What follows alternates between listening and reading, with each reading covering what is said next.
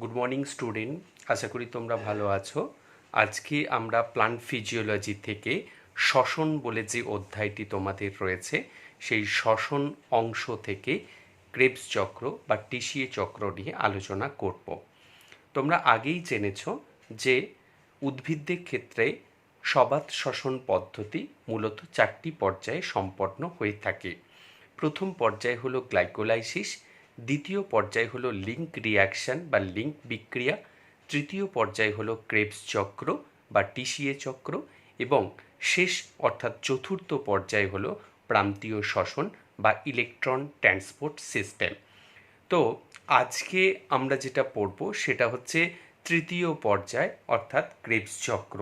তোমরা জানো যে ক্রেবস চক্র মাইটোকন্ড্রিয়া ধাত্রে অ্যাসিটাইল কোয়ে উৎসেচক নির্ভর বিক্রিয়ার মাধ্যমে বহু জৈব অ্যাসিড উৎপাদন করে চক্রাকার পথে চালিত হয়ে কার্বন ডাই অক্সাইড, জল এবং বিজারিত সহ উৎসেচক NADH, FADH2 উৎপন্ন করে থাকে। আমরা প্রথমেই ক্রেবস চক্র কাকে বলবো সেই প্রসঙ্গে আসি। দেখো, আমরা যদি শুরুতেই দেখি যে ক্রেবস চক্রের সংজ্ঞা, যে প্রক্রিয়ায় জীবদেহে উৎপন্ন অ্যাসিটাইল কোয়ে মাইটোকন্ড্রিয়ার মধ্যে বিভিন্ন উৎসেচকের সাহায্যে বিভিন্ন জৈব অ্যাসিড উৎপাদনের মাধ্যমে চক্রাকার পথে জারিত হয়ে জল, কার্বন ডাই অক্সাইড এবং বিজারিত হাইড্রোজেন বাহক উৎপন্ন করে তাকে ক্রেবস চক্র বা ট্রাই কার্বক্সিলিক অ্যাসিড চক্র বলে। এখন এই ক্রেবস চক্র প্রথম আবিষ্কার করেছিলেন বিজ্ঞানী হ্যান্স ক্রেবস, তাই তার নামে একে ক্রেবস চক্র বলা হয়। বিজ্ঞানী হ্যান্স ক্রেবস 1937 খ্রিস্টাব্দে এই পদ্ধতির বিশদ বিবরণ দেন। এই চক্রে প্রথম উৎপাদিত যৌগ হচ্ছে সাইট্রিক অ্যাসিড। এ কারণে এই চক্রকে সাইট্রিক অ্যাসিড চক্র বলা হয়ে থাকে। আবার সাইট্রিক অ্যাসিডে 3টি কার্বক্সিল মূলক থাকে বলে একে ট্রাইকার্বক্সিলিক অ্যাসিড চক্র বা সংক্ষেপে টিসিএ চক্র বলা হয়। তো এই ক্রেবস চক্রের যাবতীয় ঘটনাবলী অর্থাৎ যতগুলো পর্যায় রয়েছে সেই পর্যায়ের রাসায়নিক বিক্রিয়াগুলি সব মাইটোকন্ড্রিয়ার ধাত্র বা মাইটোকন্ড্রিয়াল ম্যাট্রিক্সের মধ্যে সম্পন্ন হয়ে থাকে। তো আমরা শুরুতেই যেটা দেখব যে ক্রেবস চক্র তো কি তোমরা জানলে। তো আমাদের সিলেবাসে ক্রেবস চক্র কীভাবে ফ্লো ডায়াগ্রাম করতে হয় অর্থাৎ শব্দছকের মাধ্যমে কিভাবে ক্রেবস চক্র আঁকতে হয় সেটা তোমাদের আমি কতকগুলো স্টেপ বা টিপসের মাধ্যমে শেখাবো যে আমরা কিভাবে ক্রেবস চক্র এঁকে দেখাবো। তো আমরা প্রথমেই যেটা আসবো সেটা হচ্ছে, তোমরা এখানে একটি ছবি দেখতে পাচ্ছ। দেখো, আমরা এখানে লিখেছি ক্রেবস চক্র স্টেপ 1। এখানে কি লিখেছি যে কাঁটা কম্পাসের সাহায্যে এভাবে একটি বৃত্ত আঁকতে হবে। অর্থাৎ আমরা এই যে বৃত্ত বা আউটলাইনটা এঁকেছি এটার একটাই উদ্দেশ্য যে এইভাবে প্রথমে আউটলাইনটা না করে নিলে আমরা বৃত্তাকারভাবে পুরো চক্রটাকে দেখাতে পারবো না। তাহলে আমি তোমাদের কতগুলো স্টেপ বা টিপস বলে যাব। টিপস 1 অর্থাৎ ক্রেবস চক্রের স্টেপ 1 তোমরা যেভাবে আঁকবে সেটা হচ্ছে প্রথমেই কাঁটা কম্পাসের সাহায্যে এরকম একটা বৃত্ত এঁকে নেবে। এটা গেল প্রথম স্টেপ। এরপর আমরা আসছি দ্বিতীয় স্টেপ। দেখো, দ্বিতীয় স্টেপে আমরা কি করব না, দ্বিতীয় স্টেপ যদি আমরা এখানে দেখি ক্রেবস চক্রে স্টেপ 2, বৃত্তের পরিধি নির্দিষ্ট দূরত্বে মুছে 9টি বক্স আঁকতে হবে। তোমরা এখানে ছবিটায় দেখতে পাচ্ছ যে আগে যে আউটলাইনটা সেই আউটলাইনটার মাঝে মাঝে মুছে এরকম 9টা বক্স আঁকতে হবে। 1 2 3 4 5 6 7 8 9। তোমরা চেষ্টা করবে যে এই 9টা বক্স যদি সম দূরত্বে হয় তাহলে খুব ভালো হয়।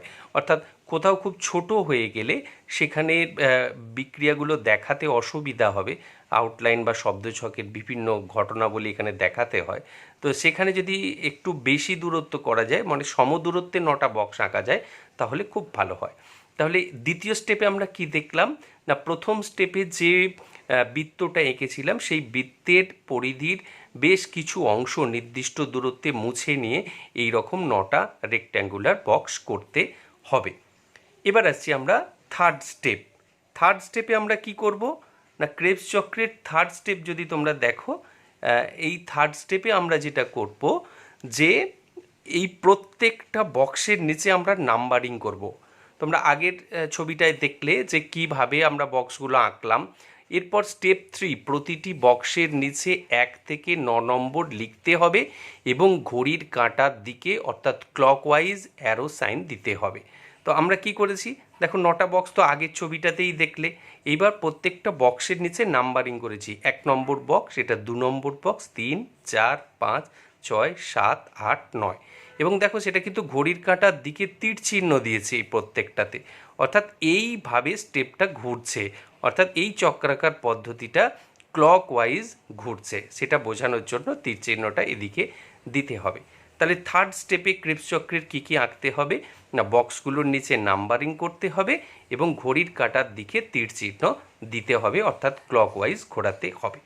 এবার আসছি আমরা ফোর্থ স্টেপ। ফোর্থ স্টেপে আমরা কি করব একটু অন্য ছবিতে দেখে নিই। দেখো এটা হচ্ছে ক্রেবস চক্রের ফোর্থ স্টেপ। তো এখানে আমরা যদি লিখি স্টেপ 4, যে প্রতিটি বক্স ফিল আপ করতে হবে। এরপর প্রতিটি বক্সের নিচে কার্বন সংখ্যা বসাতে হবে। তাহলে এখানে দুটো কাজ আমরা করব স্টেপ 4-এ। তো আগে তোমরা বক্স এঁকেছিলাম এবং নাম্বারিং করেছিলাম 1 থেকে 9টা দেখেছো। এইবার বক্সগুলো ফিল আপ করতে হবে। দেখো প্রথম বক্সের মধ্যে লিখেছি সাইট্রেট, দ্বিতীয় বক্সে সিস অ্যাকোনাইট্রেট, তৃতীয় বক্সে আইসোসাইট্রেট, চতুর্থ বক্সে আলফা কিটো গ্লুটারেট, পঞ্চম বক্সে সাকসিনিল কোয়ে, ষষ্ঠ বক্সে সাকসিনেট, সপ্তম বক্সে ফিউমারেট, অষ্টম বক্সে ম্যালেট, নবম বক্সে অক্সালো অ্যাসিটেট। এইভাবে আমাদের এটা ফিল আপ করতে হবে। তো তোমরা কিভাবে এটাকে মনে রাখবে যে ফিল আপ করায়? তোমরা তো আর বই দেখে করতে পারবে না পরীক্ষায়। তোমরা যেভাবে মনে রাখবে যে এই তিনটে হচ্ছে পরস্পরের আইসোমার। দেখো সাইট্রেট, সিস অ্যাকোনাইটেড, আইসোসাইটেড। আমি তোমাদের এইভাবে মনে রাখতে পারি। তোমরা এইভাবে মনে রাখবে citrate, cis aconitate, isocitrate, citrate, cis aconitate, isocitrate, citrate, cis aconitate, isocitrate. এইভাবে তিনটেকে মনে রাখলে তারপর দেখো আলফা কিটো গ্লুটারেট, সাকসিনিল কোয়ে, এই দুটোকে মনে রাখবে। Alpha keto গ্লুটারেট, সাকসিনিল Koi, alpha keto গ্লুটারেট, সাকসিনিল Koi, alpha keto গ্লুটারেট, সাকসিনিল Koi, এই দুটো মনে রাখলে। আর এরা আবার সব আইসোমার, মানে এরা সব 4 কার্বনযুক্ত। তাহলে এদেরকে একসাথে মনে রাখা যাবে। Succinate, fumarate, mallet, অক্সালো acetate, succinate, fumarate, mallet, অক্সালো acetate, succinate, fumarate, mallet, অক্সালো acetate, succinate, fumarate, mallet, অক্সালো acetate. এইভাবে 3টে ভাগে ভাগ করে তোমরা অনায়াসে মনে রাখতে পারবে। সাইট্রেট, সিস অ্যাকোনাইটেড, আইসোসাইট্রেট, এটা একটা ভাগ, আলফোকিটা গ্লুটারেট, সাকসিনিল কোয়ে একটা ভাগ, আর সাকসিনেট, ফিউমারেট, ম্যালেট, অক্সালো অ্যাসিটেট, এটা একটা ভাগ। অর্থাৎ এইভাবে তোমরা মনে রেখো, দিয়ে বক্সটাকে ফিল আপ করবে। খেয়াল রাখবে যে 1 নম্বর বক্সে কিন্তু সাইট্রেট থাকতে হবে আর 9 নম্বর বক্সে অক্সালো অ্যাসিটেট থাকতে হবে। যদি অক্সালো অ্যাসিটেট 8-এ শেষ হয়ে যায় তাহলে বুঝতে হবে তোমার কোনো একটা বাদ গেছে। এইভাবে 1 নম্বর বক্সে সাইট্রেট থাকবে, 9 নম্বর বক্সে অক্সালো অ্যাসিটেট থাকবে, আর 3টে পার্টে এইভাবে ফিল আপ করতে হবে। এবার যখন তুমি ফিল আপ করলে এরপর তোমাকে কার্বন নাম্বার বসাতে হবে। প্রত্যেকটা বক্সের নিচে দেখো কার্বন নাম্বার বসিয়েছি। সাইট্রেট 6 কার্বন, তোমাকে এটা মনে রাখতে হবে। আমি একটু আগে বলছিলাম যে এই 3টে পরস্পরের আইসোমার, সেই জন্য দেখো citrate 6 carbon, cis aconitate 6 carbon, isocitrate 6 carbon, তাহলে 6, 6, 6, সব 6 কার্বন প্রোডাক্ট এরা। এইবার দেখো alpha keto glutarate 5 carbon product এবং আলফা কিটোর পর সাকসিনিল কোয়ে 4 কার্বন প্রোডাক্ট। অর্থাৎ তোমাকে মনে রাখতে হবে যে সাইট্রেট, সিস অ্যাকোনাইটেড, আইসোসাইট্রেট এরা সব 6 কার্বন, তারপরে একটা কার্বন লস হয়ে এই 5 কার্বন হচ্ছে, এবং আলফা কিটো গ্লুটারেটের পরে আরেকটা কার্বন লস হয়ে সাকসিনিল কোয়ে হচ্ছে। অর্থাৎ আলফা কিটো গ্লুটারেটের আগে একটা কার্বন লস হচ্ছে মনে রাখতে হবে, আর পরে একটা কার্বন লস হচ্ছে। বাকি দেখো যখন তুমি সাকসিনিল কোয়ে পেয়ে গেলে তারপরে একদম সবগুলো হচ্ছে 4 কার্বন। অর্থাৎ সাকসিনিল Koi, succinate, fumarate, mallet, অক্সালো acetate এরা সবাই 4 কার্বন। তাহলে এটা তোমাকে খেয়াল কীভাবে রাখবে কার্বন নাম্বারিংটা না, সাইট্রেট হচ্ছে 6 কার্বন, আর মনে রাখবে আলফা কিটো গ্লুটারেটের আগে একটা কার্বন কমবে, লস হবে, আর পরে একটা কার্বন লস হবে। এইভাবে কার্বন সংখ্যা তোমাকে বসাতে হবে। কার্বন সংখ্যা বসানো খুব সোজা। এবার আসছি আমরা পরের স্টেপ, অর্থাৎ স্টেপ 5। স্টেপ 5-এ আমরা যদি দেখি, দেখো স্টেপ 5 আমরা যদি দেখি, এখানে তোমরা দেখতে পাচ্ছ যে স্টেপ 5-এ প্রথমেই কার্বন ডাই অক্সাইড উৎপাদন দেখাতে হবে, তারপর ডিহাইড্রোজেনেজ রিয়াকশানের মধ্যে NAD+ থেকে NADH তৈরি দেখাতে হবে, FAD থেকে FADH2 দেখাতে হবে এবং শেষে ATP উৎপাদন দেখাতে হবে।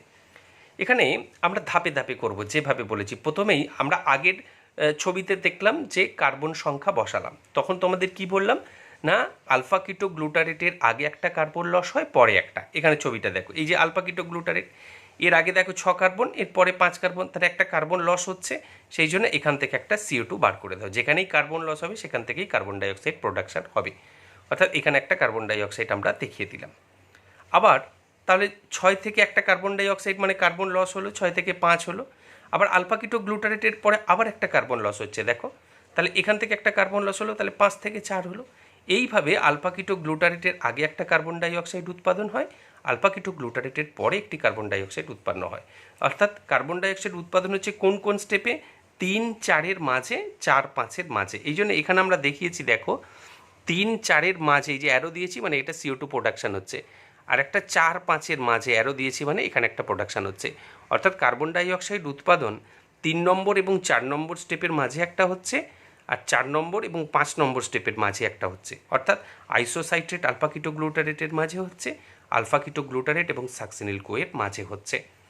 এবার আমরা আসছি ডিহাইড্রোজেনেজ বিক্রিয়া। ডিহাইড্রোজেনেজ বিক্রিয়া ক্রেবস চক্রের ক্ষেত্রে দু ধরনের হয়, একটা হচ্ছে NAD+ থেকে NADH প্রোডাকশান হয়, আর একটা FAD থেকে FADH2 তৈরি হয়।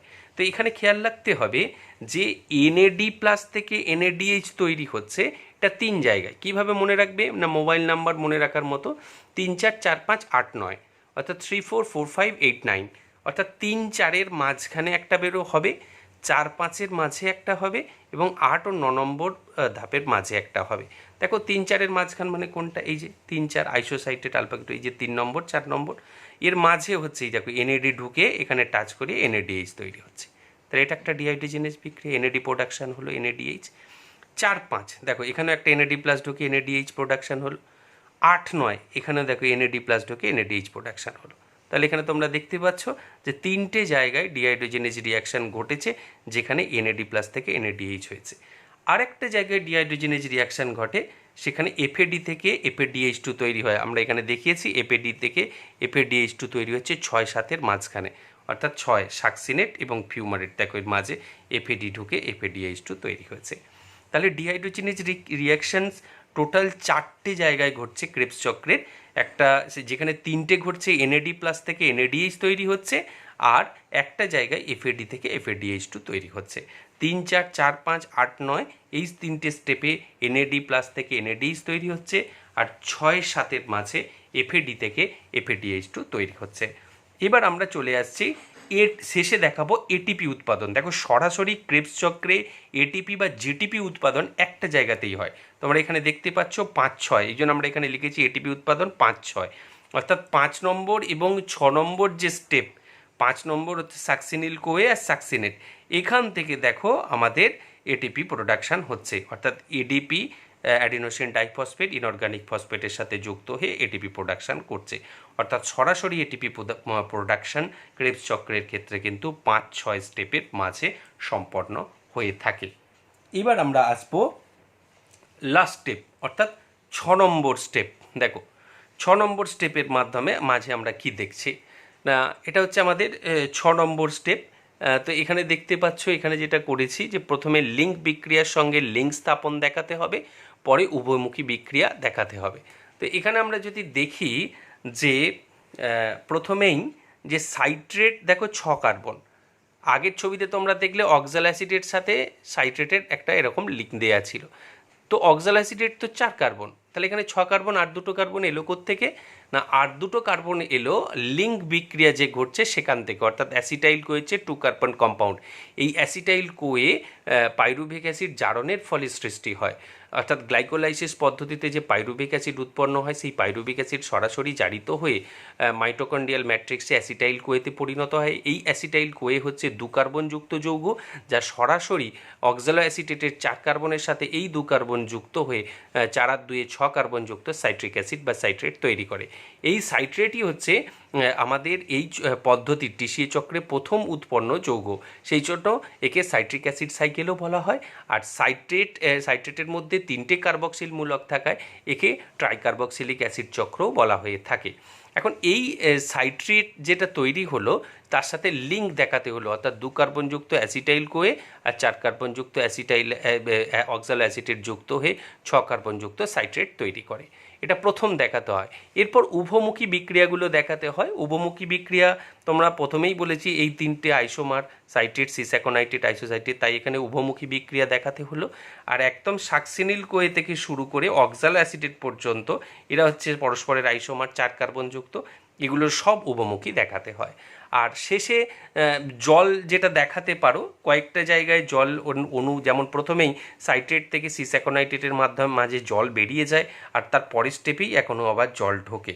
আবার অপর দিকে যখন ফিউমারেট থেকে ম্যালেট হচ্ছে সেখানেও কিন্তু হাইড্রেশন ঘটে, অর্থাৎ এখনও জল প্রবেশ করে।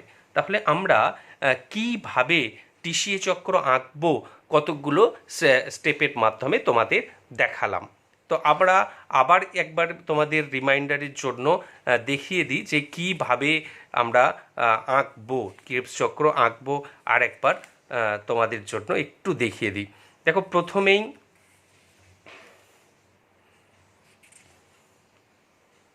আরেকবার তোমাদের কিভাবে আঁকতে হবে এটা দেখিয়ে দিই। প্রথমেই কাঁটা কম্পাসের সাহায্যে এইভাবে বৃত্ত আঁকতে হবে। সেকেন্ড স্টেপে যেটা তোমরা দেখাবে, বৃত্ত আঁকার পর সেখানে নির্দিষ্ট দূরত্বে ওই বৃত্তের পরিধি অংশ মুছে এইরকমভাবে বক্স আঁকতে হবে, 9টা বক্স তোমাদের দেখাতে হবে। থার্ড স্টেপে সেই বক্সগুলো আঁকার পর সেই বক্সগুলোর নিচে 1 থেকে 9 নাম্বারিং করতে হবে, যেটা ঘড়ির কাঁটার দিকে তীরচিহ্ন দিতে হবে। এরপর যেটা করতে হবে সেটা হচ্ছে যে বক্সগুলো ফিল আপ করতে হবে এইভাবে, সাইট্রেট, সিস অ্যাকোনাইট্রেট, আইসোসাইট্রেট, আলফা কিটোগ্লুটারেট, সাকসিনিল কোয়ে, আর সাকসিনেট, ফিউমারেট, ম্যালেট, অক্সালো অ্যাসিটেট, এবং প্রত্যেকটা বক্সের নিচে কার্বন সংখ্যা বসাতে হবে। তারপরের স্টেপে তোমাদের যেটা দেখাতে হবে সেটা হচ্ছে যে পরের স্টেপে তোমাকে ডিহাইড্রোজেনেজের বিক্রিয়া দেখাতে হবে 3, 4, 4, 5 এবং 8, 9-এর মাঝে। কার্বন ডাইঅক্সাইড প্রোডাকশান দেখাতে হবে এবং FADH2 প্রোডাকশান ও ATP প্রোডাকশান দেখাতে হবে। আর একদম লাস্ট বা ফাইনাল স্টেপ, সেই ফাইনাল স্টেপে তোমাদের উভমুখী বিক্রিয়াগুলো দেখাতে হবে, আর পাশাপাশি দেখাতে হবে যে লিঙ্কটা অ্যাসিটাইল কোয়ের সাথে অক্সালো অ্যাসিটেজ লিঙ্কটা তোমাদের দেখাতে হবে। এই হচ্ছে আমাদের ক্রেবস চক্র কিভাবে আঁকতে হবে তার একটা ফ্লো ডায়াগ্রামের চিত্র। আশা করি তোমরা এটার মাধ্যমে কিভাবে ক্রেবস চক্র আঁকতে হয় তা ভালোভাবে বুঝতে পারবে।